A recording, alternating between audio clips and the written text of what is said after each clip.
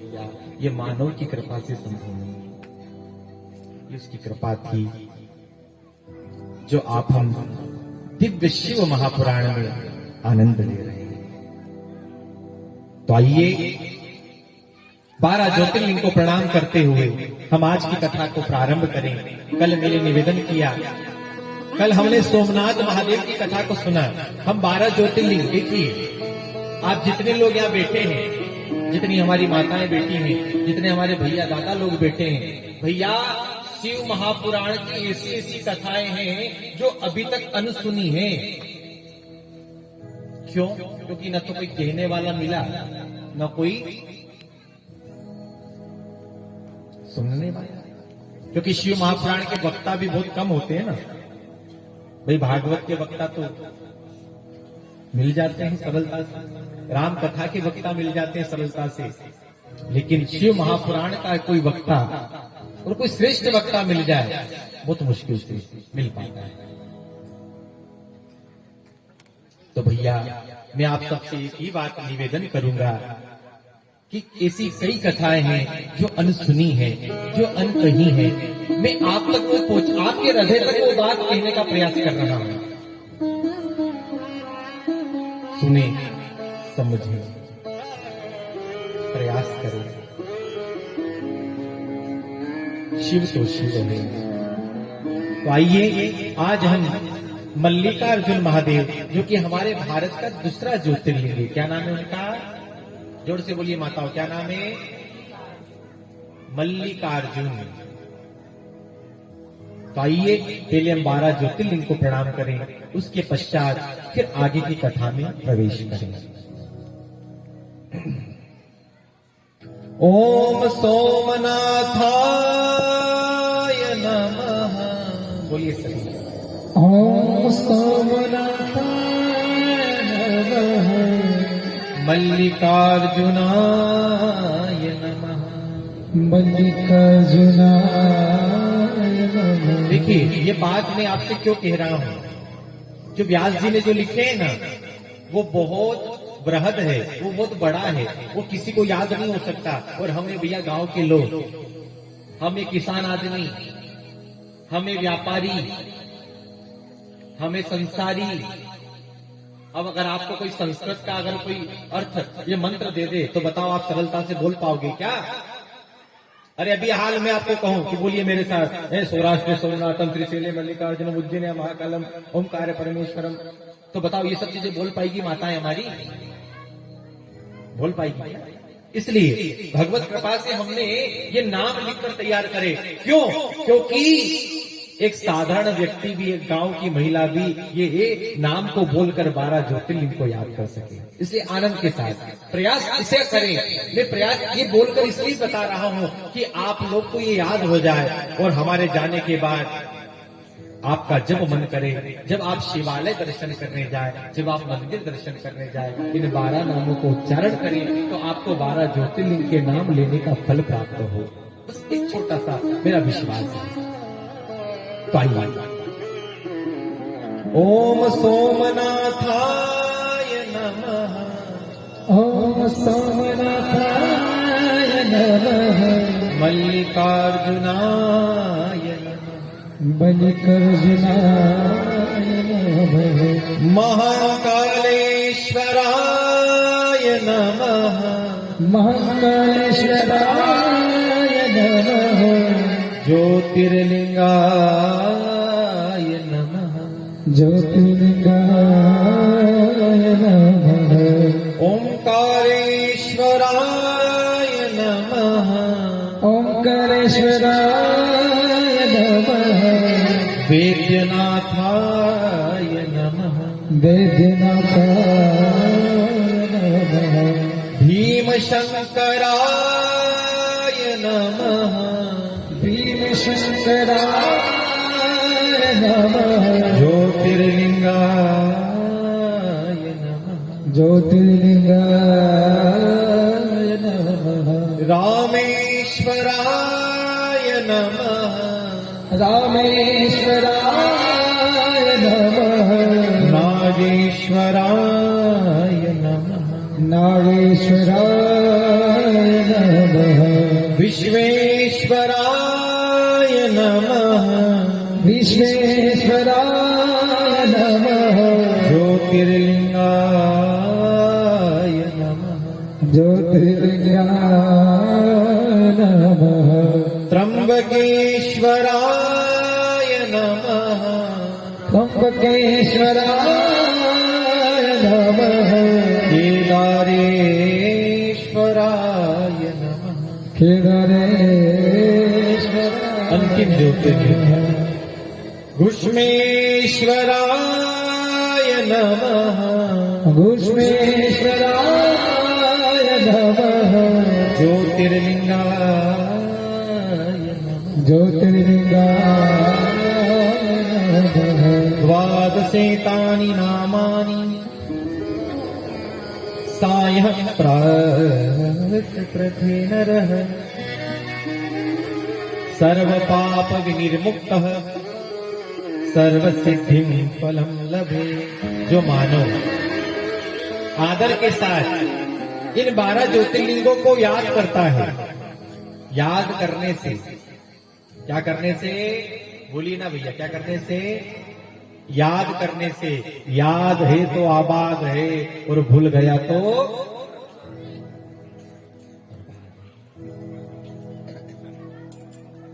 केवल याद करने से, स्मरण करने से उसे 12 ज्योतिर्लिंग के दर्शन का फल मिलता है।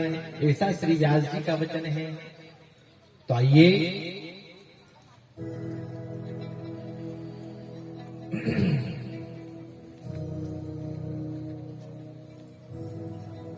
हम 12 ज्योतिर्लिंग अगर दर्शन न कर पाए तो ऐसे कौन कौन से ज्योतिर्लिंग हैं या ऐसे कौन कौन से महादेव हैं जिनका दर्शन करने से हमें 12 ज्योतिर्लिंग के दर्शन का फल मिले। शिव महापुराण का ये प्रसाद है, ये भगवान व्यास की सुंदर प्रसाद है। जरा ध्यान से सुनिए। कल आप हमने सोमनाथ महादेव की कथा को सुना, तो सोमनाथ अगर न जा पाए, देखो कितनी अच्छी बात, कितनी अच्छी बात कि जो व्यक्ति अगर सोमनाथ ना जा पाए तो फिर ऐसे कौन से महादेव का दर्शन करेंगे। सोमेश्वरस्य लिंग अंतकेश्वर मुदाहुतम मोहया सागर शून्यन्ते त्वं लिंग उपलिंगतम। जो सोमनाथ ना जा पाए भैया, उसे अंतकेश्वर महादेव का दर्शन करना चाहिए। उस महादेव का नाम है अंतकेश्वर महादेव और वो है सागर के किनारे, समुद्र के किनारे। किसके किनारे? जोर से बोलिए ना, किसके किनारे? ऐसा कोई समुद्र नहीं है, ऐसी कोई नदी नहीं है, ऐसा कोई तालाब नहीं है, ऐसा कोई सरोवर नहीं है जिसके किनारे हमारे महादेव। एक भी बता दो।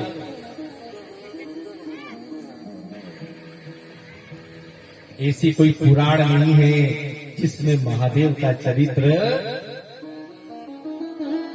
राम कथा उठा के देखो, भागवत को उठाकर, आज भागवत में भी शिव जी आए ना, भागवत को उठाकर देखो, राम कथा को उठाकर देखो। ऐसा कोई पुराण नहीं है भैया जिसमें हमारे भोलेनाथ आदिदेव महादेव नाम है। हर पुराण में उनके दिव्य चरित्र हैं। तो भैया अगर कोई मल्लिकार्जुन ना जा पाए तो सोमनाथ महादेव का तो उपलिंग हो गया अंतकेश्वर महादेव। आप लोग देखते ना समुद्र के किनारे एक लहर आती है, वो लहर बार बार आकर महादेव का स्पर्श करती है, फिर चली जाती है। आपने कभी दर्शन किया? यूट्यूब पर है, देखिए बड़ा सुंदर महादेव है वो, समुद्र की लहरों के बीच में, जिसका सागर निरंतर स्नान कराते हैं महादेव को। सागर की लहरें आती है और जाती रहती है। और कोई मल्लिकार्जुन ना जा पाए तो भैया सुनिए, मल्लिकार्जुन संभूतम, ये श्लोक इसलिए बोल रहे हैं कि प्रमाण के साथ बात करें। प्रमाण के साथ। मल्लिकार्जुन संभूतम उपलिंगम मुदाहुतम रुद्रेश्वर इति ख्यातम भृगुकच्छ सुखा। उनका उपलिंग है रुद्रेश्वर महादेव, उनका नाम है रुद्रेश्वर महादेव। और हमारा तीसरा ज्योतिर्लिंग है महाकालेश्वर, और महाकालेश्वर तो सभी गए हो ना, लेकिन कोई महाकालेश्वर अगर ना जा पाए तो फिर क्या करें भैया, फिर कौन से महादेव का दर्शन करें? तो भगवान व्यास जी ने शिव महापुराण में लिखा। देखो ऐसी ऐसी कथाएं, बताइए आपको कभी पता था कि ऐसी कथा भी होगी? जो महाकालेश्वर ना जा पाए, हल्का से इसको कम करिए भैया, जो महाकालेश्वर ना जा पाए वह महाकालेश्वर का उपलिंग है, उनका नाम है दुग्धेश्वर महादेव। क्या नाम है? और वो कहां है? बोले वो है मां नर्मदा के पावन तट पर। किसके तट पर? मां नर्मदा के तट पर। और भैया नर्मदा जी का एक एक कंकर क्या है? जोर से बोलिए ना, क्या है? शंकर है। नर्मदा जी का एक एक कंकर। देखिए, हम अगर मार्केट गए, हम बाजार गए, बाजार से अगर कोई शिवालय लेकर आएंगे तो हमें गुरुजी को बुलाना पड़ेगा। क्यों? गुरुजी इसे प्रतिष्ठित कर दीजिए, इसका पूजन पाठ करा दीजिए। लेकिन अगर कोई नर्मदा जी में से शंकर जी उठाकर ले आए, हमारे घर में 4 चीजें होना जरूरी है। कितनी चीजें? जोर से बोलिए, कितनी चीजें? कौन कौन सी? बोले पहली, हमारे घर में तुलसी का वृक्ष होना चाहिए। किसका वृक्ष होना चाहिए? जोर से बोलो माताओं, किसका? तुलसी का। अच्छा एक बात बताओ, अगर कोई मर रहा हो, किसी के प्राण जा रहे हो, तो उसके मुख में क्या डालते हो आप? जवाब दीजिए। तुलसी और गंगा जल। कोई कहता है कि ला रहे अनारदाना, ला अनारदाना। कोई कहता है पपीता खिले दे। बोलिए कहते क्या? क्या कहेंगे? जल्दी चलो तुलसी लाओ और इसके मुख में डालो। तुलसी साधारण नहीं है। हमारे कंठ में तुलसी की माला, हमारे कंठ में रुद्राक्ष की माला, हमारे कंठ में भैया माला और हमारे भाल पर तिलक अति आवश्यक कहा गया है। जो अपने भाल में रोज तिलक लगाता है, क्या लगाता है? जोर से बोलिए ना, क्या लगाते हैं? जो अपने भाल में रोज तिलक लगाता है, अगर वो मंदिर से तिलक लगाकर निकला, वो घर से तिलक लगाकर निकला, अगर कोई उसका दर्शन कर ले तो उसके दर्शन से गंगा, यमुना, नर्मदा, सरस्वती, इन नदियों का जो स्नान का फल है वो उस तिलक के दर्शन करने वालों से, उस दर्शन करने से मिल जाता है। ऐसा उस तिलक करने वाले के दर्शन की नहीं है। विचार करिए आप। हमारे यमराज जी ने यमदूतों से कहा, किसने? यमराज ने मीटिंग बुलाई। क्या सुनो, किस किस को लेकर आना और किस किस को लेकर? तो पूछा सरकार किसको लेकर आवे और किसको लेकर नहीं आवे। सुनिए जरा। जिह्वान भक्ति भगवत गुण नाम देहम। बोले जिसके मुख से एक बार भी भगवान का नाम नहीं निकला हो, जिसने कभी भाल में त्रिपुंड को नहीं लगाया हो, जिसने कभी तिलक को धारण नहीं किया हो, एक बात बताएं, जो तिलक को धारण करता है ना, वो कभी नर्क में जाता। कई लोग कहते हैं कि रात में सोते वक्त तिलक मिटाकर सो जाना चाहिए। कई लोग कहते हैं, कई लोगों को हमने ये बात कहते हुए सुना कि रात में सो रहे हो तो तिलक को मिटाओ। अच्छा एक बात बताओ, तो तब रात में नहीं मरोगा कहीं? बोलिए ना, तुम्हें पक्का विश्वास है कि अब रात में नहीं, हमको धनेज मारा है? अरे भैया, हो सकता है हमारी मौत रात में हो गई, तो ये तिलक अगर हमारे माथे पे लगा रहा तो भाई इस तिलक के कारण ही सही, लेकिन हम भगवान विष्णु के दूत, हमें विष्णु लोक तो ले जाएंगे। एक बात बताइए, आपको झूठ बोलने में तो शर्म नहीं आती? आपको किसी का हृदय दुखाने में शर्म नहीं आती? आपको अपशब्द गाली देने में शर्म नहीं आती? तो फिर भैया तिलक लगाने में शर्म क्यों आती है? क्यों आती है? हमारे युवा अगर हम नहीं लगाएंगे तो भैया हमारे आने वाली पीढ़ी तो कभी भी तिलक छुएगी भी नहीं। लगाना तो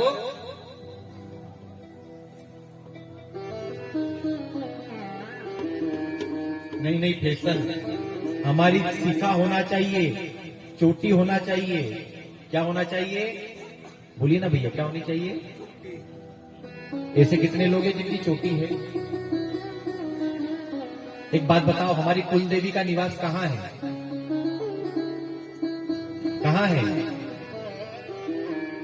ये जो हमारी चोटी है ना, कई लोग कहते हैं तुम्हारा एंटीना, ये एंटीना नहीं है, ये एंटीना बहुत पावरफुल है।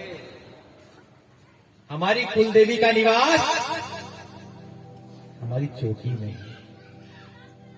इसलिए प्रत्येक हिंदू को, प्रत्येक सनातनी को, प्रत्येक राम और कृष्ण को मानने वाले को शिखा और तिलक धारण करना चाहिए। बड़ी महिमा है, बड़ी महिमा है। करके देखिए, आनंद आएगा। करके देखिए, हमारा जीवन मंगलमय बनेगा। करके देखिए, आप जिसको, आपको जो भी देखेगा ना, उसको एक न एक बार भगवान की याद जरूर आएगी। करके देखिए, आनंद आएगा। जिस प्रकार हमारी माताएं मंगल सूचक के बिना, मंगल आभूषण के बिना अधूरी मानी जाती हैं, उसी प्रकार प्रत्येक वैष्णव मंगल तिलक के बिना अधूरा माना जाता है। तो प्रयास करें कि हम तिलक धारण करें।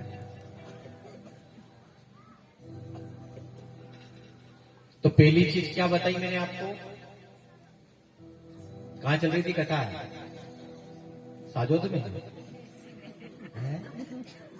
अरे भैया, हमारे घर में तुलसी का वृक्ष होना चाहिए, क्योंकि तुलसी साधारण नहीं है। हमारी माताएं गाती है ना, वो मेरे बड़े भाग्य, वो भाग्यशाली है, वो परम सौभाग्यशाली है जिसके घर में तुलसी महारानी है। परम सौभाग्यशाली गाती है ना हमारी माताएं। वो मेरे बड़े भाग्य, हमारे घर तुलसा, मेरे बड़े भाग्य, मेरे बड़े भाग्य, हमारे घर तुलसा, मेरे बड़े भाग्य, हमारे घर तुलसा, हमारे घर तुलसा, हमारे घर तुलसा, हमारे घर तुलसा, हमारे घर तुलसा, हमारे घर तुलसा, हमारे घर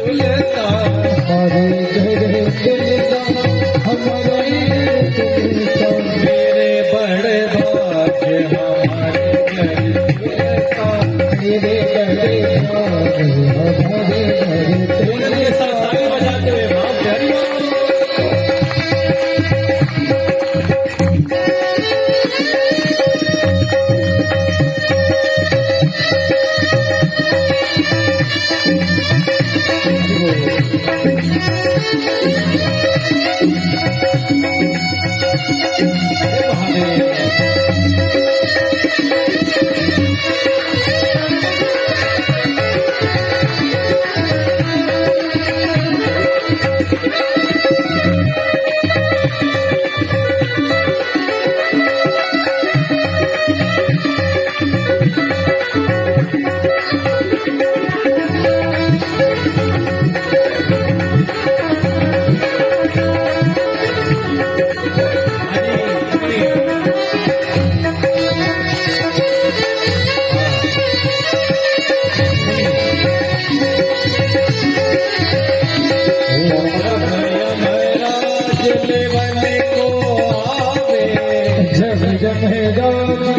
लेवन को आवे, जब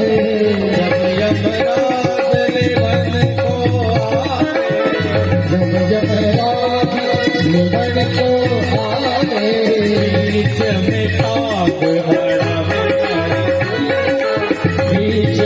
ताक अड़ावे मारी तुलसा, मेरे बड़े भाग हमारे घर तुलसा।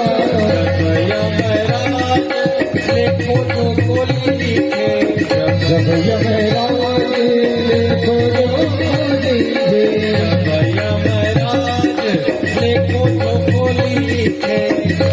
जब यमराज लेखो जो लिखे, साची साची बात बतावे, साची साची बात बतावे तुलसा, मेरे बड़े भाग हमारे घर तुलसा, मेरे बड़े भाग हमारे घर तुलसा।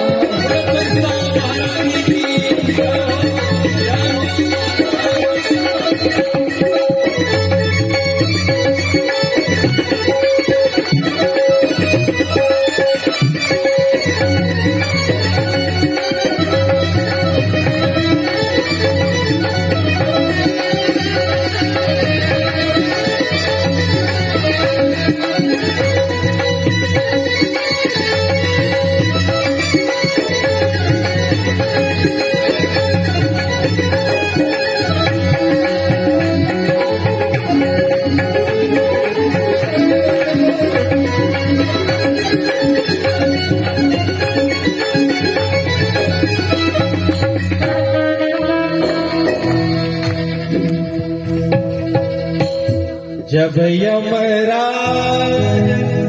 आवाज बढ़ाइए भैया, लेखो जो को लिखे, गाइए ना माता है। जब यमराज लेखो जो को लिखे,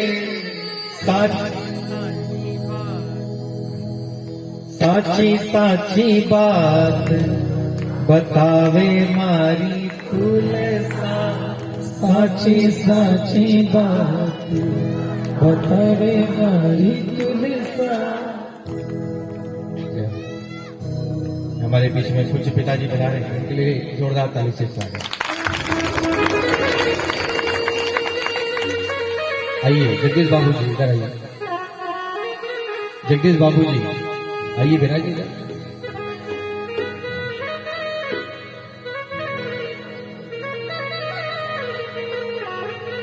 जब यमराज लेवन को आवे, जब यमराज लेवन को आवे, बीच में टांग अड़ावे मारी तुलसा, बीच में टांग अड़ावे मारी तुलसा, मेरे बड़ भाग्य हमारे घर तुलसा, मेरे बड़े भाग्य हमारे। वो भाग्यशाली है, वो परम सौभाग्यशाली है जिसके घर में तुलसी महारानी है।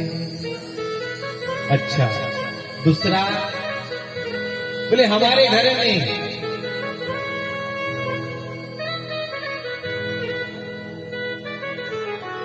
शंख नारायण होने चाहिए। तीसरा, हमारे घर में शालिग्राम होने चाहिए। चौथा, हमारे घर में नर्मदेश्वर महादेव होना चाहिए। कौन से महादेव? जो नर्मदा जी से प्रकट हैं, नर्मदेश्वर महादेव। और शहद रंग के मिल जाए तो कहना ही क्या भैया, और आनंद आएगा। तो जो महाकाल न जा पाए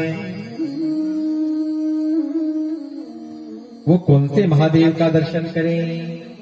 बोले वो दुग्धेश्वर महादेव का दर्शन करें। और ओंकारेश्वर महादेव जो हमारे भारत के चौथे ज्योतिर्लिंग हैं, उनका अगर दर्शन न कर पाए तो वह ओंकारं च उपलिंगम करदमेश्वर उपस्थितम् प्रसिद्धं बिंदु सरसीतम सर्वकाम फलप्रदम। और जो केदारनाथ न जा पाए, कौन से महादेव? केदारनाथ भैया जिसका शरीर आरोग्य हो ना, जिसका स्वास्थ्य ठीक हो, चकाचक ब्लड प्रेशर हो, कभी भी ऊपर नीचे शुगर ना होती हो, उसको ही कहा जाना चाहिए। और जिनका घुटना दुखे ओके तो भैया केदारनाथ कभी भी व्यर्थ में घोड़े खच्चर पे बैठ के जाना पड़ेगा। जिसका शरीर स्वस्थ है उसे केदारनाथ जाना चाहिए। और अगर कोई केदारनाथ न जा पाए तो भगवान व्यास जी शिव महापुराण में कह रहे हैं, केदारेश्वर सजातम भूतेशं यमुना तटे महापाप प्रोक्तम पश्यता अर्चनम तथा। जो केदारनाथ नहीं जा पाए, ध्यान से सुनिए माताओं, जो केदारनाथ नहीं जा पाए, गोकुल और मथुरा के बीच में, कहां पर? गोकुल और मथुरा के बीच में मां यमुना के तट पर एक उपलिंग है और उसका नाम है भूतेश्वर महादेव। क्या नाम है? क्या नाम है? भूतेश्वर महादेव। उनका अगर कोई दर्शन कर ले तो भैया केदारनाथ के दर्शन का फल भूतेश्वर महादेव के दर्शन से मिलता है। इस प्रकार भीम शंकर की महिमा है, नागेश्वर की महिमा है, रामेश्वरम की महिमा है, घुष्मेश्वरम की महिमा है। और जो ज्योतिर्लिंगों के इन उपलिंगों के महिमा को सुनता है उसके लिए भगवान व्यास जी कह रहे हैं, ज्योतिर्लिंगोपलिंगानि प्रोक्तम निहमयाजिता दर्शनम पापहारिणी सर्वकाम फलप्रदम। जो इन उपलिंगों की कथा को सुनता है उसे इतनी मनोकामना है, वो सब मनोकामना इन ज्योतिर्लिंगों के स्मरण से, इनकी उपलिंगों की महिमा को सुनने से प्राप्त हो जाती हैं। तो आइए हमारा दूसरा ज्योतिर्लिंग जिसका नाम है मल्लिकार्जुन महादेव। क्या नाम है? जोर से बोलिए ना, क्या नाम है? मल्लिकार्जुन महादेव। मल्लिका का अर्थ है माता पार्वती। मल्लिका का अर्थ क्या है? माता पार्वती। और अर्जुन का अर्थ है स्वयं महादेव, इसलिए उनका नाम हो गया मल्लिका अर्जुन। कहां पर है यह? बोलिए कृष्णा नदी के तट पर है। वहां एक नदी बहती है, उसका नाम क्या है? कृष्णा नदी। क्रोंच पर्वत है और बहुत ही प्राचीन लिंग है, बड़ा प्राचीन लिंग है। तो ये प्रकाश में कैसे आया? वहां की एक रानी थी, महारानी चंद्रावती। क्या नाम था उन रानी का? जोर से बोलिए, क्या नाम था? चंद्रावती। उनके पास एक गौ माता थी जिसका नाम था कपिला। वो गौ माता एक ऐसा स्थान था, उस स्थान पर जाकर अपने दूध की धारा स्वतः ही अभिषेक कर देती थी उस स्थान पर जाकर। उस रानी को बड़ा आश्चर्य हुआ कि मेरे पास एक गाय, और गाय भी एक स्थान पर जाकर दूध से अभिषेक कर देती है, पूरा दूध चढ़ा देती है। आखिर इस जगह पर है क्या? जगह की खुदाई करवाई, और जब खुदाई करवाई तो उस धरती में से एक बहुत प्राचीन शिवलिंग निकला। आचार्यों से पूछा, विद्वानों से पूछा, तब सबने कहा कि हे रानी, यह शिवलिंग साधारण नहीं है, ये शिवलिंग स्वयं कार्तिकेय भगवान के द्वारा स्थापित है। किसके द्वारा? कार्तिकेय जी के द्वारा। हाँ हाँ, देखिए, आज भी कोई मकान, अगर पुराना मकान खोदा जाता है, देखिए धरती उथल पुथल होती रहती है ना, कभी भूकंप, कभी और कोई विपत्ति, ये धरती उथल पुथल होती रहती है। तो कई शिवालय तो प्रकट हो जाते हैं, और कई शिवालय उस धरती के उथल पुथल होने के कारण प्रकाश में नहीं आ पाते।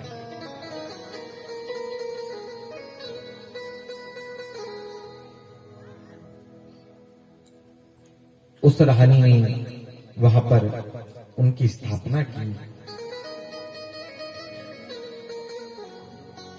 और जहां पर हमारे मल्लिकार्जुन महादेव बैठे, उस मंदिर के ठीक पीछे हमारी शक्तिपीठ है। कितने शक्तिपीठ है हमारे?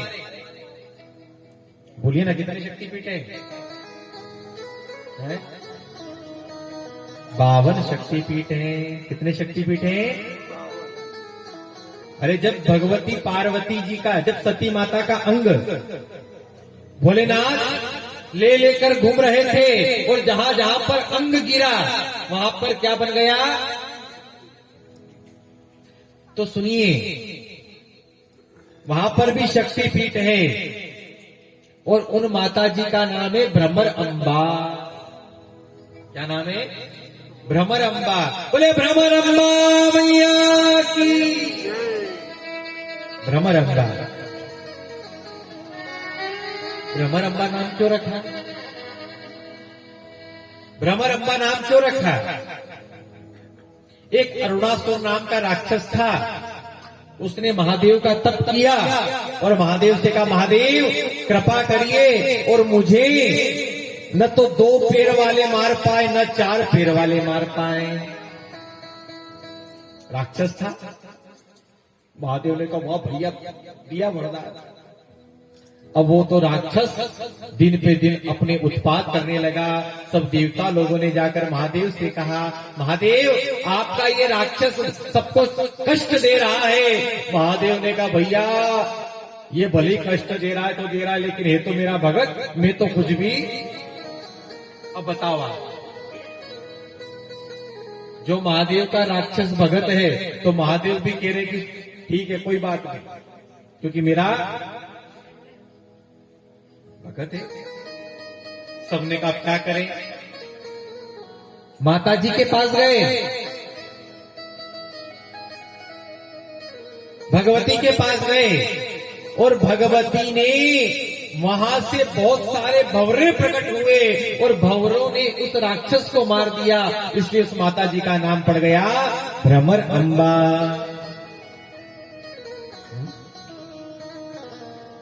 वहां पर माता जी की गर्दन गिरी थी। क्या गिरी थी? गर्दन। इसलिए वो शक्तिपीठ है। तो आइए, अतः परम प्रक्ष्वामि मल्लिकार्जुन संभवम यम स्तुत्वा भक्तिमानम सर्व पाप विमुच्यते। एक दिन, ध्यान से सुनिए माताओं, एक दिन भोलेनाथ और पार्वती दोनों घूम रहे थे, विचरण कर रहे थे। पार्वती ने भोलेनाथ से कहा, स्वामी आप आज बड़े प्रसन्न लग रहे हैं, क्या बात है, बड़े खुश दिख रहे हैं, क्या हो गया? कहता ना, कई लोग अगर कोई खुश दिखे तो आदमी पूछ लेता क्या बात है, आज तो बहुत खुश है तू, सही वही गए लॉटरी खुली गई। ऐसे ही हमारी पार्वती जी ने कहा, भोलेनाथ आप तो बड़े प्रसन्न दिख रहे हैं। भोलेनाथ ने कहा, देवी प्रसन्नता की तो बात है ना, क्यों? बोले देखो हमारे दो बेटे हैं। भोलेनाथ के कितने बेटे हैं? जोर से बोलिए, कितने? बड़े बेटे का नाम है कार्तिक और छोटे बेटे का नाम है श्री गणेश। बड़े बेटे का नाम क्या है? जोर से बोलिए, क्या नाम है? कार्तिक। और छोटे बेटे का नाम है गणेश। तो देखो देवी, मैं प्रसन्न इसलिए हूं कि देखो मेरे दोनों बेटे हैं, लेकिन दोनों बेटे कितने अच्छे हैं, कितने अच्छे हैं। देखते ना, कई बार एक बाप के दो बेटे, तो एक दारू कुट्टा और एक शराब, एक जुआरी, एक दारू कुट्टा और एक, तो बताओ वो बाप खुश होगा कि बाप दुखी होगा? जवाब दीजिए। एक बात बताएं, माता पिता का गौरव, माता पिता का वैभव, माता पिता की संपत्ति, ये जायदाद, ये जमीन, ये वैभव नहीं है भैया, ये मकान नहीं है। फिर क्या है? बोले माता पिता का गौरव उनका संस्कारवान बेटा है। कौन है? एक संतान हो, लेकिन तुम बड़े खुश हो रहे हैं महादेव, क्यों? क्योंकि देखो देवी, मेरे दोनों बेटे, दो बेटे हैं, लेकिन दोनों बड़े संस्कारवान हैं, बड़े अच्छे। देखो महादेव को प्रसन्नता हो रही है कि मेरे संतान अच्छी हैं। तो भैया जिसकी संतान अच्छी निकली हो ना, समझ लेना कि भैया भगवान की हम पे बहुत बड़ी कृपा है, हमारे पूर्वजों की हमारे पर बड़ी कृपा है कि हमारे घर ऐसी संतान का जन्म हुआ।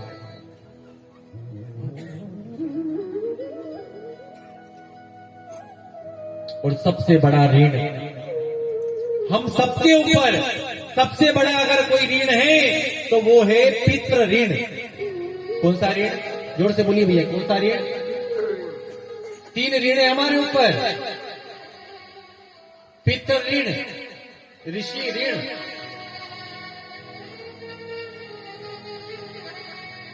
भैया उसमें से सबसे बड़ा अगर कोई ऋण है तो वो है पितृ ऋण।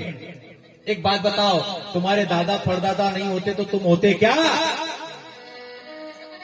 जवाब दो, क्यों भैया?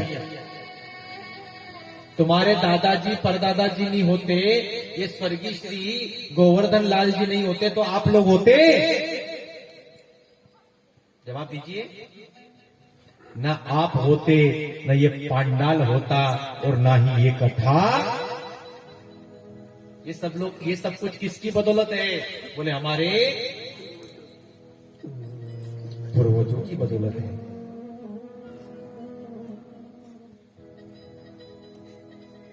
और पितृ ऋण से व्यक्ति कब ऋण होता है? बोले जब हमारे घर में श्रेष्ठ संतान का जन्म हो जाए, जब संस्कारवान बच्चे का जन्म हो जाए, तो भैया वो मानव पितृ ऋण से मुक्त हो जाता है, फिर उसे कभी पितृ दोष नहीं लगता। आहा, का देवी दोनों बेटे, लेकिन सुनो, गणेश, बोले गणेश कौन है? बोले गणेश गणों का अध्यक्ष है। किसका अध्यक्ष है? जितने गण हैं ना, उन सबका अध्यक्ष कौन है? और हमारे जो देवता हैं, और देवताओं का सेनापति, देवताओं के सेनापति का नाम है महाराजा कार्तिकेय। क्या नाम है? जो देवताओं के सेनापति हैं, महादेव कह रहे देखो, एक तो गणों का अध्यक्ष है और एक है, पर क्या बताएं भैया, अगर आजकल कोई धर्मशाला को भी अध्यक्ष बने जाएंगे तो आसमान से नीचे नहीं उतरे उतरे। कोई अगर समाज को अध्यक्ष बनी गए हो तो ऐसो लगे अपने आप में कि मैं नरेंद्र मोदी हूं। आसमान से नीचे नहीं उतरे। पर देखिए, कार्तिक जी को देखिए, गणेश जी को देखिए, एक देवता का अध्यक्ष है, सेनापति है, और एक गणों का अध्यक्ष है। लेकिन भैया, जीवन में कोई भी कपट, कोई भी अभिमान तनिक भी नहीं है। आज गणेश जी को हम क्यों मानते हैं? कोई भी काम में सबसे पहले किसको मनाते हैं? बोलिए ना माता। अगर किसी कार्यक्रम का अगर गणेश ही बिगड़ गया तो बताओ वो कार्यक्रम हो सकता है? श्री गणेश ही रसोई बनाने गए ना, चाशनी बिगड़ी गई है, तो बताओ फिर रसोई बने?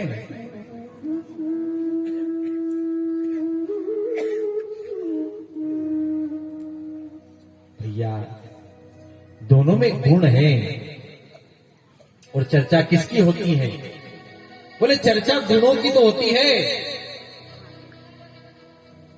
अवगुणों की कभी चर्चा हो भी नहीं सकती।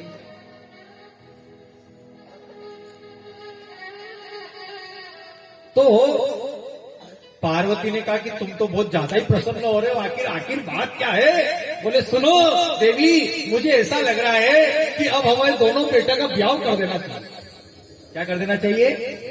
जोर से बोलो ना, क्या कर देना चाहिए? पार्वती ने देखा, बोले क्यों, 2-4 लाख रुपया है कि नहीं? बोले पैसा तो 1 रुपया नहीं, पैसा तो। बोले भोलेनाथ तुम्हारे पास है क्या? गले में सरप है, भस्म का श्रृंगार करते हो, पैसा है कि नहीं? ब्याह करोगा तो जिमाओगा कैसे? भोलेनाथ ने कहा अरे हाँ यार, ये तो सोचा ही नहीं। सही बात, अपना कन है कहीं। एक लंका की वो भी रावण ले गयो, बच्चियों कहीं। तो पार्वती से कहा सुनो, एक काम करते हैं। क्या? बोले अपन अपने दोनों बेटे को इस पृथ्वी की परिक्रमा लगाने भेजते हैं। किसकी परिक्रमा? इस ब्रह्मांड की परिक्रमा लगाने भेजते हैं। तो जब तक परिक्रमा करके आएंगे तब तक अपन लोन ले लाएगा, ले लाएगा भाई, थोड़ा बहुत लोन ले लाएगा, व्यवस्था भाई, पैसे की व्यवस्था कर लाएगा, कुल मिला के बात ही। हाँ, और फिर बोले जो बच्चा पहले आ गया, जो बेटा पहले आ गया परिक्रमा लगाकर, पहले उसकी शादी, और जो बाद में आए फिर उसकी। हाँ, ये हो सकता है। बुलाया तो कोई इधर आओ। हाँ पिताजी, सुनो, हम दोनों ने निश्चय किया है कि तुम दोनों का ब्याह करेंगे। अच्छा, बहुत अच्छा, ब्याह क्यों नहीं करना चाहिए? बहुत अच्छी बात।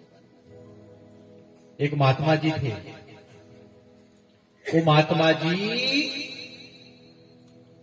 ने गांव में बारात जा रही थी, तो महात्मा जी ने दूर से देखा कि गांव में बारात जा रही है। पूछा एक व्यक्ति से, रोके इधर आ, ये क्या है, ये ततुम्बा क्या है?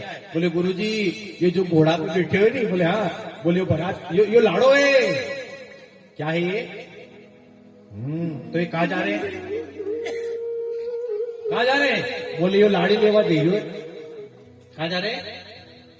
लाड़ी लेके आएगा और फिर अपने गृहस्थाश्रम में ये प्रवेश करेगा। वाह, गुरुजी ने बात सुनी, मजा ही। गुरुजी ने सपना देखा और सपने में गुरुजी भी घोड़ा पे बैठे, आई भी बैठिया।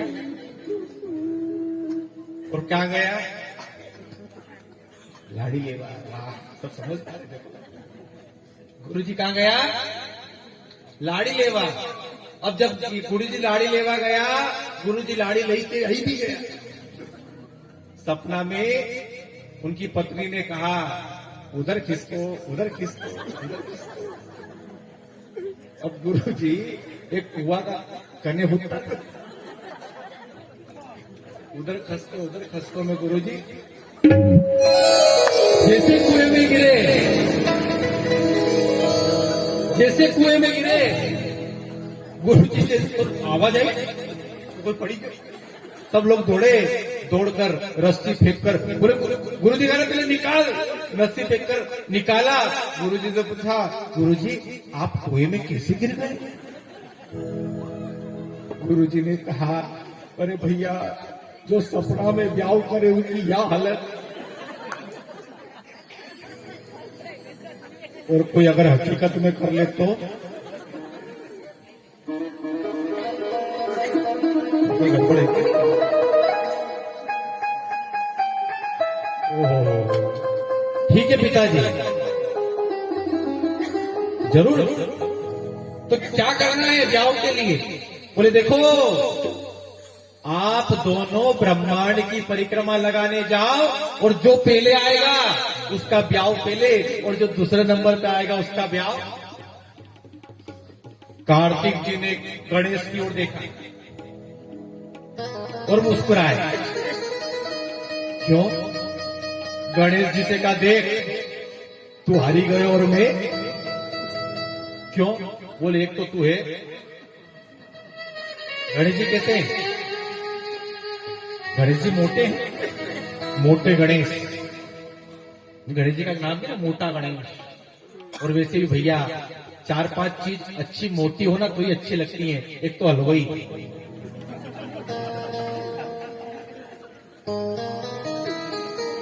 एक कौन, हलवाई। हलवाई भी मोटा हो तो अच्छा लगेगा नहीं। एक हमारे बनिया सेठ जी, टोपी लगा के सब मोटा बैठा। और तीसरे पे हमारे पंडित जी। भाई गुरु जी भी मोटे हो तो लगे कि गुरु जी है, और हमारे जैसे दुबला पतला कहीं लगे तो क्या, देख तो मोटो है। और तेरा वाहन भी क्या है? गणेश जी के वाहन का नाम क्या है? उंदरो।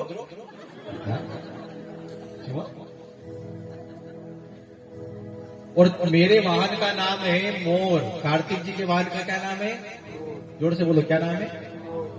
और मोर उड़ सकता है और चूहा उड़ सकता है क्या?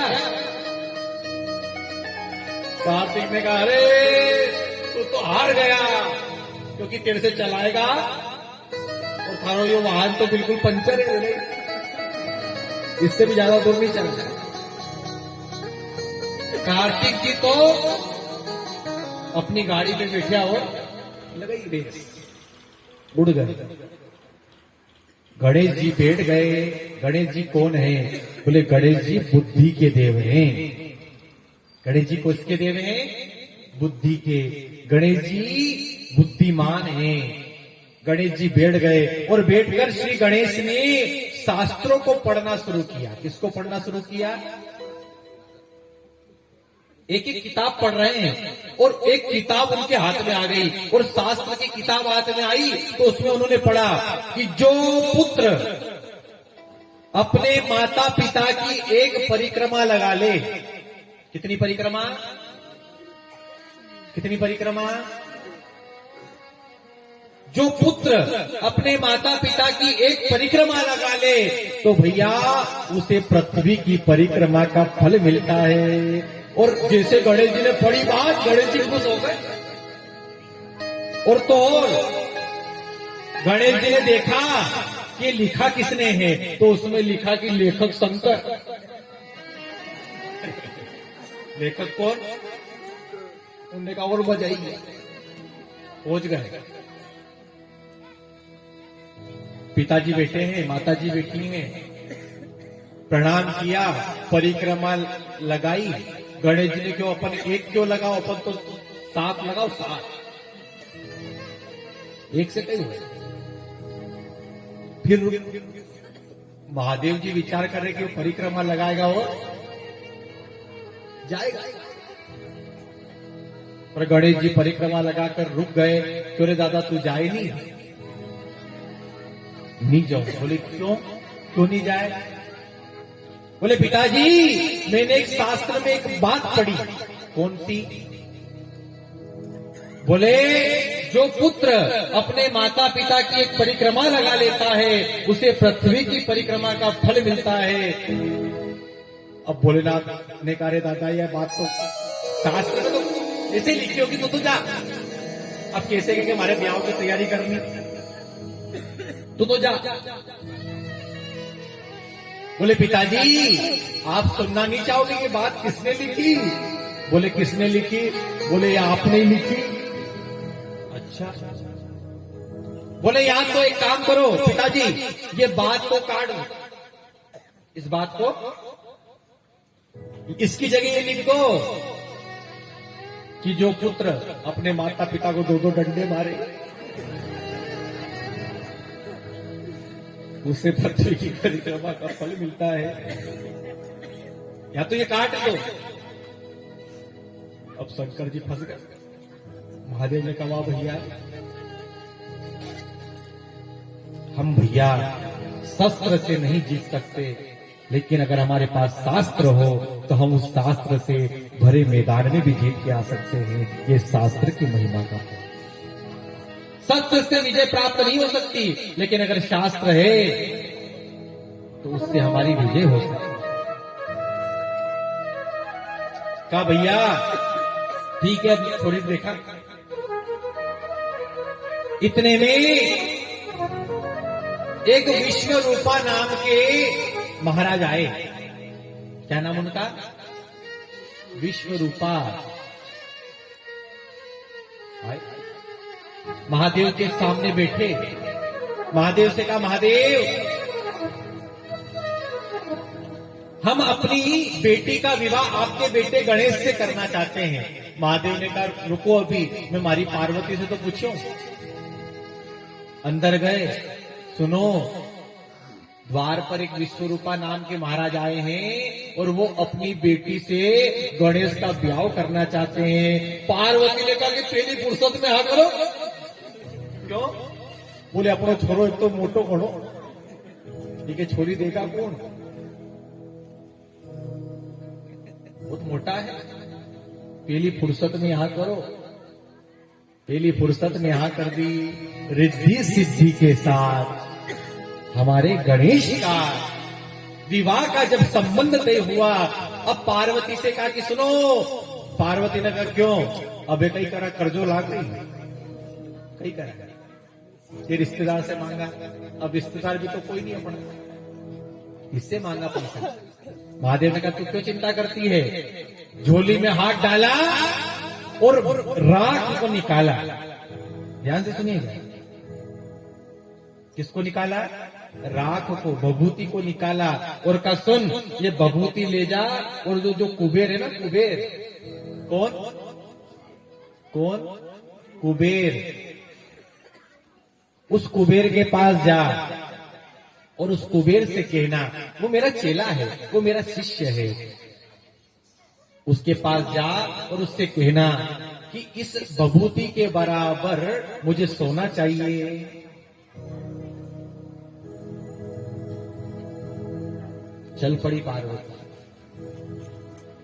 भभूति के बराबर सोना ले चल पड़ी।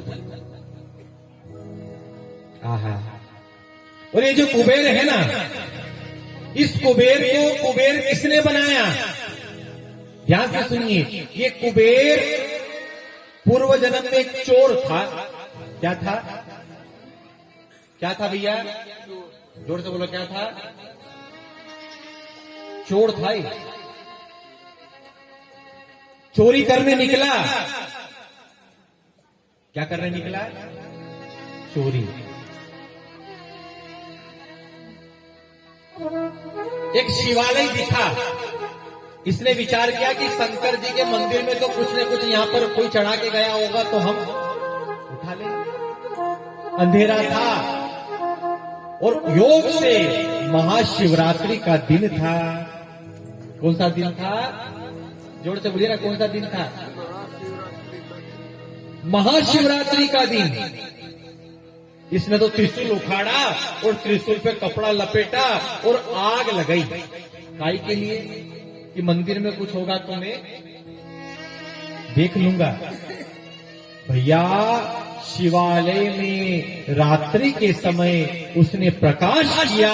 महादेव ने उसके जीवन में प्रकाश कर दिया और कहा, जा, आज तूने महाशिवरात्रि के दिन मेरे मंदिर में उजाला किया है, इसलिए अब तेरे जीवन में कोई कभी नहीं रहेगी और तू साक्षात कुबेर बनेगा।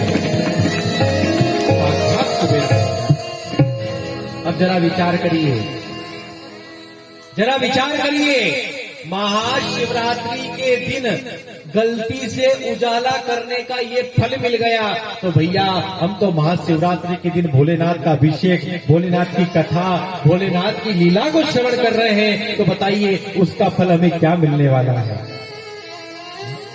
विचार करिए। पर भैया कुबेर, जरा ध्यान से सुनिए, कुबेर जो है ना, देखो होता है ना, कई बार ऐसा हो जाता है कि हम उसका आदर करना भूल जाते हैं, उसका सम्मान करना भूल जाते हैं, जिसकी उंगली पकड़कर हम बड़े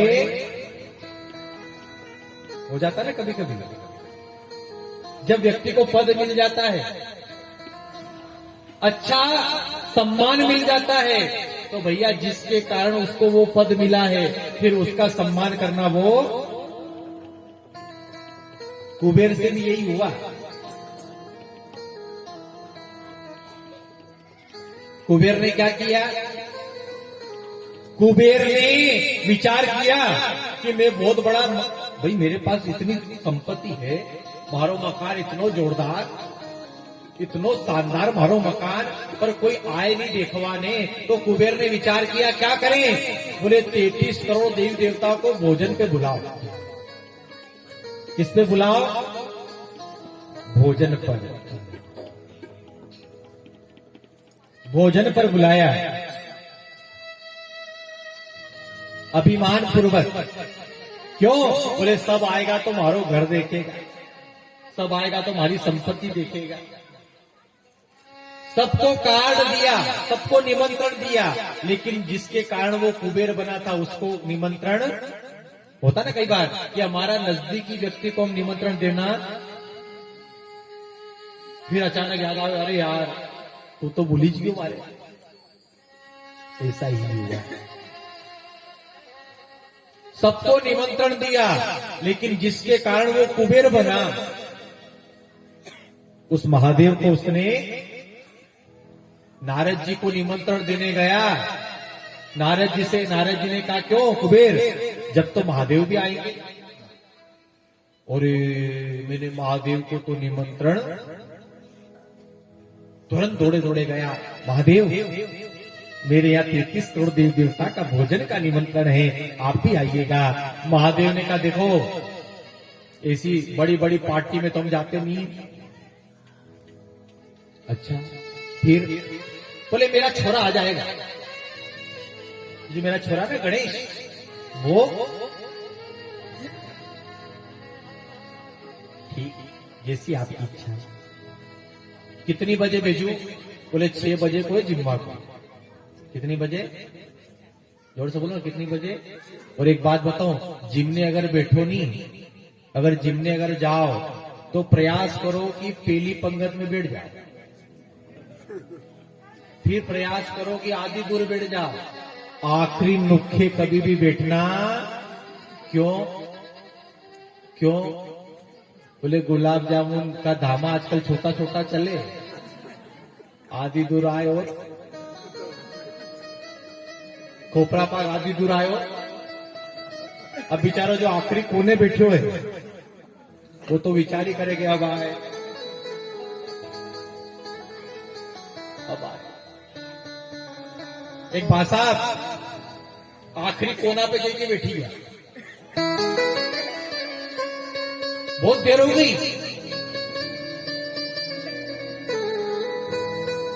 जोर जोर से रोना शुरू किया, वो करके रोए। पड़ोसी ने पूछा, एक ने कहा क्यों बाबूजी, कही वही क्यों, पर बताई नहीं, बस जोर जोर से। एक समझदार था, उसने कहा हो सकता है इनको बिच्छू काट खाया हो और टाट पट्टी का नीचे भरी गयो। टाट पट्टी उठा के देखने लगे, एक ने कहा रे हो सकता है बिच्छू काट के इनकी पत्तल का नीचे भरी गयो। पत्तल उठा के देखने लगे तो भाई साहब रोते रोते बोले, अरे भैया पत्तल का नीचे कहीं रे, पत्तल का ऊपर देखो, ये तो गुलाब जामुन नहीं, नीचे कहीं देखो। ये भैया हमें नीचे नहीं, हमें तो ऊपर देखना है, थोड़ा ऊपर देखो नीचे क्या रखा है।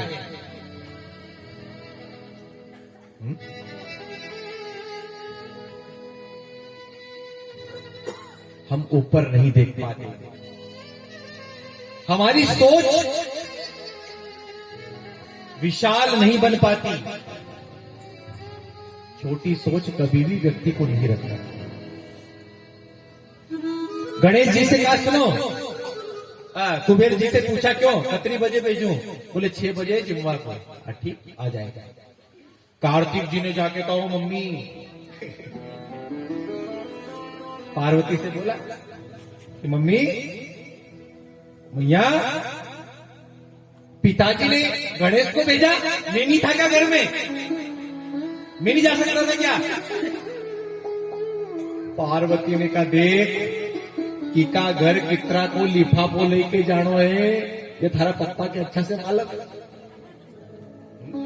भाई, किका घर कितना को लिफाफो ले जानो, ये पिता शंकर को पता है। अच्छा गणेश जी ने विचार किया कि 33 करोड़ देवी देवता आ रहे हैं कुबेर के यहाँ, अपने कहीं भीड़ भाड़ में पूछे ही क्या, तो अपन तो भैया 4 बजे चलो। कितनी बजे, 4 बजे ही पहुंच गए। कुबेर जी की पत्नी ने स्वागत किया और गणेश जी का स्वागत हुआ। कुबेर जी से कहा स्वामी गणेश जी आ गए हैं, भोजन करा दी क्या। कुबेर ने कहा बिल्कुल, क्यों, क्योंकि 33 करोड़ देवी देवता आने वाले हैं, जितना आता जाए और निपटता जाए उतरो भाई, अपना भी काम निपटे, अपनी फुर्सत में हो,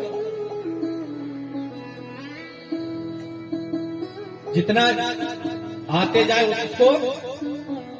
गणेश जी ने कहा लगा लो आसन, बोले लगाओ, पक्का प्रोमिस, हाँ पक्का बैठो। लगाया गणेश जी ने आसन, और जैसे आसन लगाया भैया देखते देखते देखते देखते देखते देखते 33 करोड़ देवी देवता का जो भोजन बना था ना, वो सब गणेश जी उन्होंने कहा और लाओ नहीं, बोले अब चाशनी बची, बोले वह भी लिया, लेकिन तो छोड़ो बात, बोले अब और लाओ, बोले अब तो दाल चावल सूखा सूखा पड़िया है, बोरी फाकी लगे लो तो ले आओ। अच्छा कुबेर जी के पास गए, महाराज महाराज, बोले कहीं, बोले सब देवता अपना अपना घर से निकली गया, बोले फिर, बोले कहीं करा बड़ा को भोजन तो यो अकेलो सब निपटे गए, क्या करें। गणेश जी को देखा, कुबेर जी ने पूरी माथे में बात समझ में आ गई, ओहो हो, तुरंत दौड़े दौड़े महादेव के पास गया। महादेव, मैं समझ गया कि मैंने अभिमान किया, ये अभिमान का ही आपने परीक्षा लेकर मुझे दंड दिया है। बस कृपा करिए, मेरा ये कार्य सिद्ध हो जाए। कहा बेटा कोई बात नहीं गणेश, ऐजा बेटा घरे भी तो खानो है।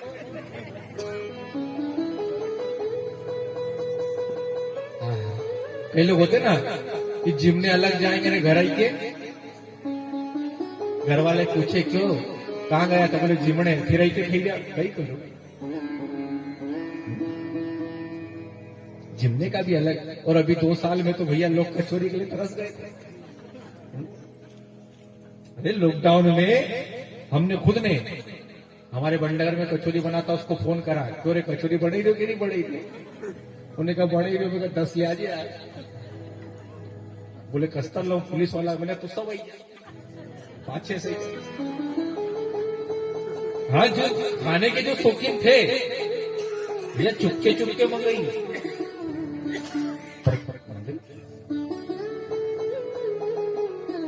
हमने मंगाई।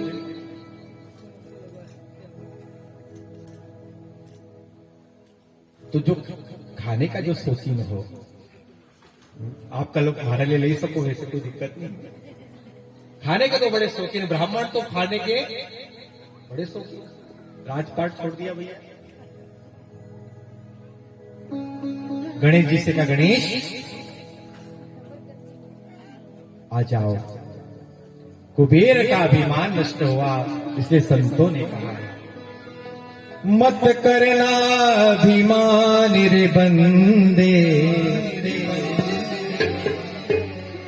मत करना अभिमान, ओ मत करना अभिमान रे बंदे, मत करना मत करना अभिमान रे बंदे, मत करना छोटी तेरी शान रे बंदे, मत करना भी तेरी शान बंदे, मत करना तेरे जैसे लाखों आए, तेरे जैसे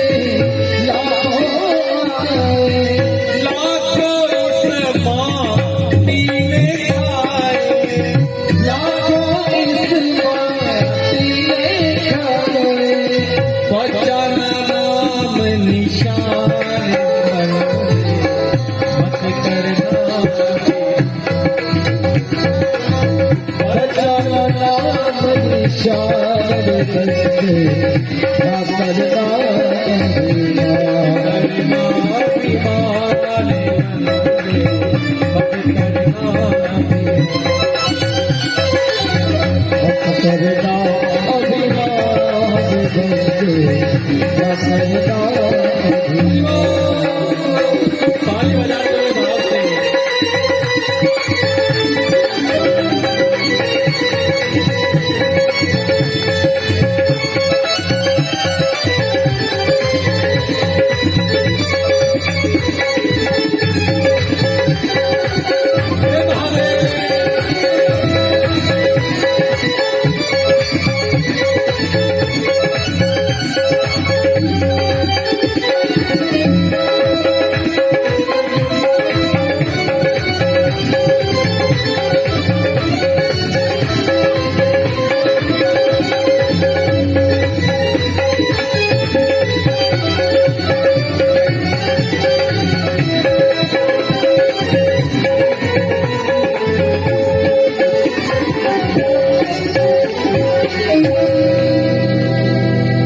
मत करना अभिमान रे बंदे, मत करना अभिमान, झूठी तेरी शान रे बंदे, मत करना अभिमान।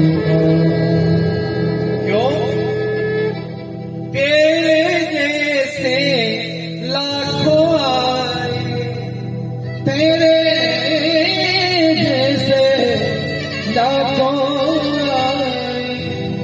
कितने नगर सेठ आए कि नहीं आए? आए और चले गए, उनका नाम निशान नहीं है। उनका कोई, अरे बड़े बड़े राजा महाराजाओं ने बड़े बड़े महल बनाए, आज वो महल तो है लेकिन उनका कोई नाम।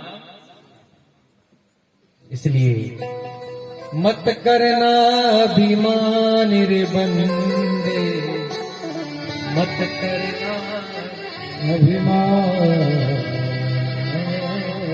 ये अभिमान बड़ा खतरनाक है। आप हैं तो भी ये दुनिया है, आप रहेंगे तो भी ये दुनिया है, और आप नहीं रहोगे तो भी ये। जिस प्रकार जल में उंगली डालो और निकाल लो, जल में कोई गड्ढा पड़ा, बोलिए, उसी प्रकार हमारे जाने के बाद इस संसार में कोई भी गड्ढा पड़ने वाला, ये बहुत बड़ी भूल है। कोई गड्ढा पड़ने वाला, बताओ, हमारे परदादा जी को हम याद करते हैं क्या? कितने दिन तक याद करोगे? दादाजी को कितने दिन तक याद करोगे?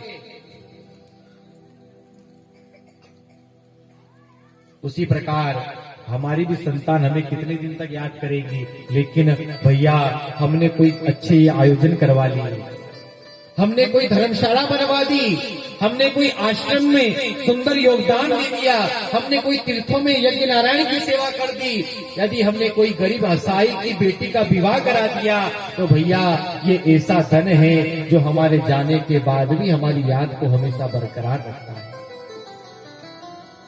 हमारे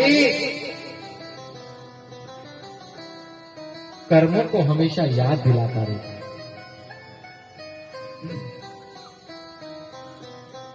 गणेश जी महाराज, बात चल रही है,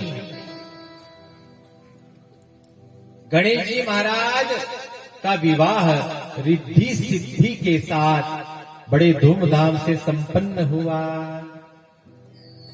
मंगल विवाह हुआ। 1 वर्ष तक उत्सव चला, और उत्सव समापन होने के बाद सब देवता अपने अपने घर जा रहे थे, सब नारद जी भी अपने अपने घर जा रहे थे। जैसे नारद जी गए, रास्ते में कार्तिक भगवान पूरी यात्रा करके, बेचारा पूरी यात्रा करके मिले। नारद जी से कहा, नारद जी प्रणाम किया कार्तिक जी ने, गुरु जी कहां जा रहे हो? बोले क्यों? बोले आप चलो ना, हमारा ब्याह होएगा, चलो। क्यों? क्योंकि गणेश तो पहले आ नहीं सकता, और सबसे पहले तो चलो जल्दी, कहां जाइए आप, तुम्हारा ब्याह होएगा, चलो। नारद जी ने कहा कि ब्याह और तुम्हारा? बोले क्यों? बोले भैया गणेश का तो ब्याह भी हो गया और उनके घर संतान का भी जन्म। कार्तिक जी ने कहा अच्छा, गजब करा हमारे पिताजी, हमको भेज दिया और गणेश का। कार्तिक जी को बुरा इसलिए नहीं लगा कि मेरे भाई का विवाह हो गया, गणेश जी को बुरा इस बात, कार्तिक जी को बुरा इस बात का लग रहा है कि मेरा इंतजार भी नहीं कर सकते थे क्या? मैं आता तो मैं भी मेरे छोटे भाई के विवाह में कश्मीरी पे नाचता।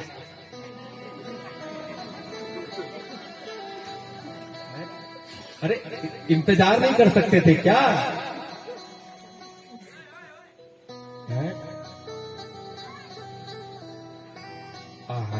कार्तिक जी चले गए और कहां आए? जरा ध्यान से सुनिए। क्रोंच पर्वत पर आए और क्रोंच पर्वत पे आकर कई राक्षसों का वध किया और कार्तिक भगवान ने सुंदर सुंदर शिवलिंग का निर्माण किया, शिवालय का निर्माण किया, शिवलिंग का निर्माण, रोज पार्थिव पूजन करते। एक दिन नारद जी आए। नारद जी ने महादेव को प्रणाम किया और कहा, महादेव, कार्तिक जी नहीं आए क्या? देखो, नारद को सब पता है, नारद जी को सब पता है कि कार्तिक गुस्सा करके, पर तरीका, नारद जी ने कहा, सुनो महादेव, कार्तिक जी नहीं आएगा अभी तक। बोले, तब महादेव को याद आया, अरे हाँ हाँ, अब तक तो आ जाना चाहिए। जरूर नारद जी, तुम्हारी बात में कोई गुण है, तुम्हारी बात में कोई जरूर रहस्य है, बताइए ना। बोले, महाराज, कार्तिक जी तो गुस्सा करके वहां बैठे हैं। अच्छा। तुरंत पार्वती को साथ लिया। चलो देवी, हमारे बेटे को लेकर आते हैं। अगर माता पिता से भी अगर कोई गलती हो जाए तो अपने बच्चों के सामने सॉरी बोलने में कोई हर्ज नहीं है। अगर हम बड़े हैं और बड़ों से भी गलती हो जाए तो छोटों से माफी मांगने में कोई दोष। पर आप विचार करके बैठे रहो, गए तारो बाप, अरे कहीं मांग, तो भैया ये बड़ा दोष है। आपसे गलती हुई है तो आपको स्वीकार करना चाहिए। ये एक विशेष और एक अच्छे विचार वाले व्यक्ति का लक्षण है। गलती से भी बड़ी गलती है कि उस गलती को स्वीकार नहीं करना। सॉरी बोलने में कोई हर्ज नहीं है। आज महादेव ने भी कहा पार्वती से, पार्वती, गलती हमारी है, भूल हमारी है, हमने हमारे बेटे का इंतजार नहीं किया। चलो जाकर उससे माफी मांग कर आए, क्षमा, उससे क्षमा मांगेंगे। चलो चलो, चल पड़े। और यही तो महादेव का सबसे बड़ा गुण है भैया।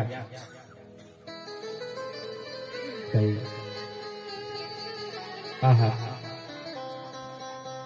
कार्तिक जी ने देखा कि पिताजी और माताजी आए हैं। जितनी दूर से देखा, भैया कार्तिक जी ने दौड़ लगा दी और आगे आगे भागने लगे। पार्वती से महादेव ने कहा, देवी, हमारा पुत्र हमसे बड़ा नाराज लग रहा है, बहुत नाराज लग रहा है। देखो ना, हम जितनी उसके नजदीक जाने का प्रयास कर रहे हैं, ये उतना हमसे दूर दूर जा रहा है। महादेव उसके सामने प्रकट हुए। कहा, रुको कार्तिक, को जरा सुनो।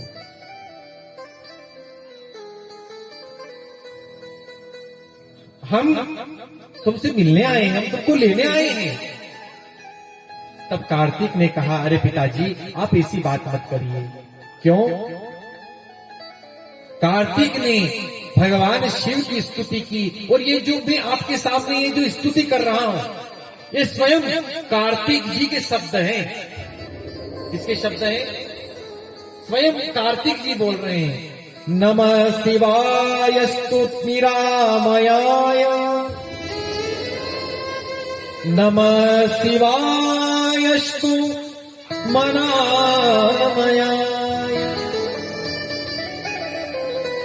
नमः शिवाय स्तुति सुरार्चिताय,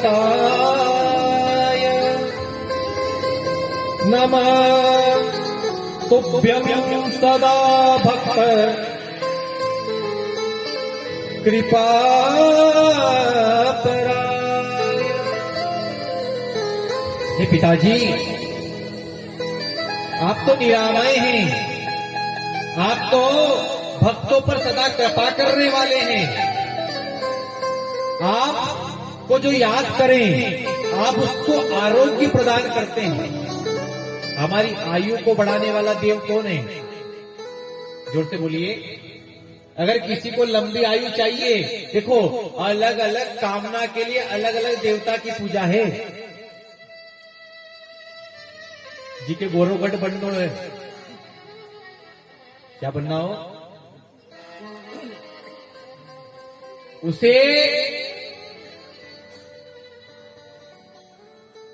भैया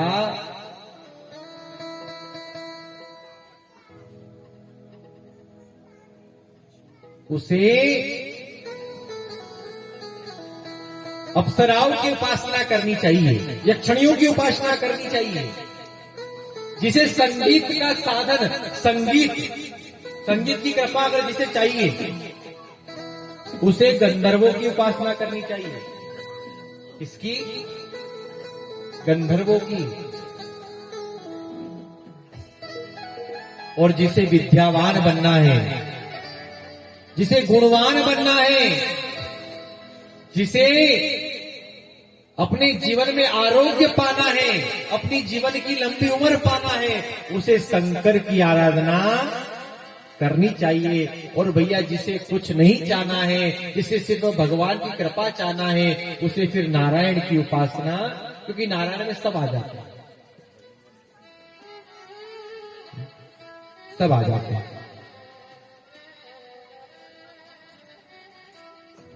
आप तो भक्तों के मन में सदैव निवास करने वाले हैं। आहा। हे धन्य तेरी माया जग में,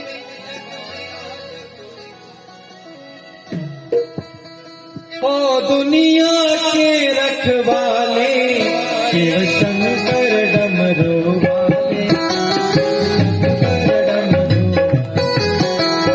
शंकर डमरू वाले, शिव शंकर डमरू वाले। हे धन्य तेरी माया, हे धन्य माया जग में, ओ दुनिया के रखवाले, शंकर डमरू वाले, शंकर डमरू वाले। ऐसे भी जरा ताली बजाते होंगे।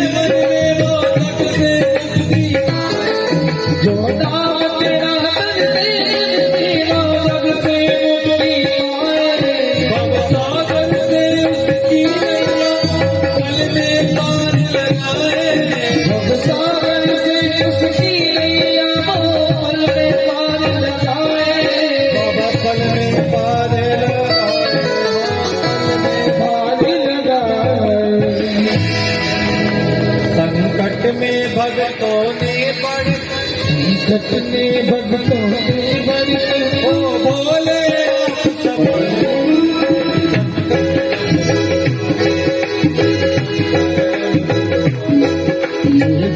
तेरी माया जग में, ओ दुनिया के रखवाले, शिव शंकर डमरू वाले, शिव शंकर डमरू वाले।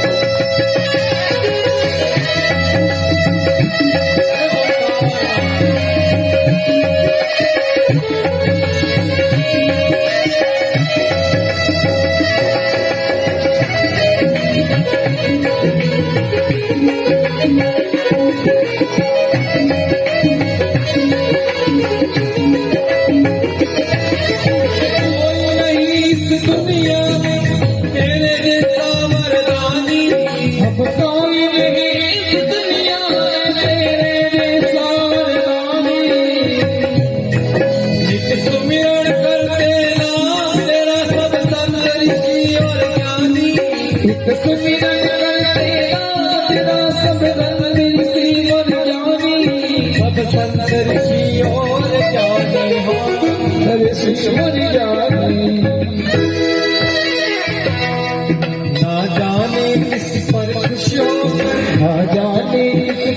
खुश होंगे, ना जाने किस पर खुश होंगे, ना जाने किस पर खुश होंगे, क्या से जाने वाले, शिव शंकर होने वाले, शिव शंकर होने वाले।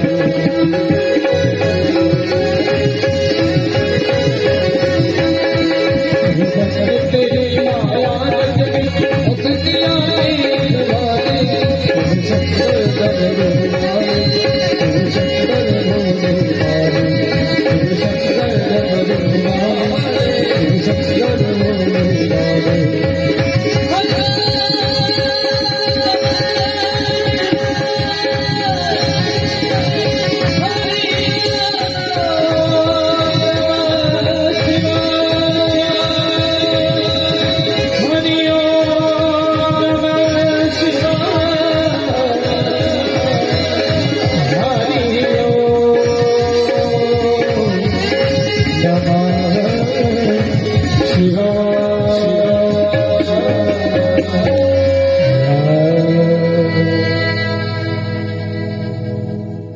बोले काशी विश्वनाथ महादेव की।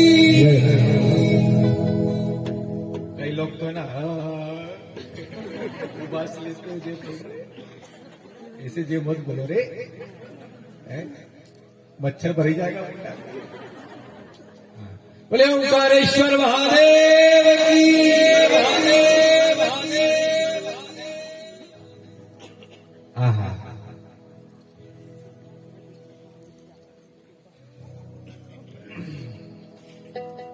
सबको नींद आ रही शायद आप लोगों को, है?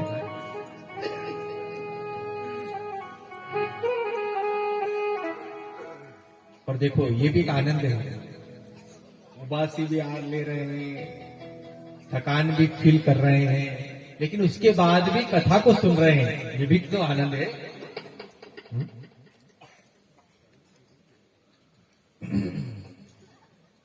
नमः शिवायस्तु निरामयाय, नमः शिवायस्तु मनोमयाय। हे महादेव, आप तो भक्तों के मन में सदैव निवास करते हैं, और महादेव ये तो मेरा सौभाग्य है कि मैं आपका, आप मेरे पिता हैं। कार्तिक जी कह रहे हैं ये तो मेरा सौभाग्य है कि आप मेरे पिता हैं। महादेव,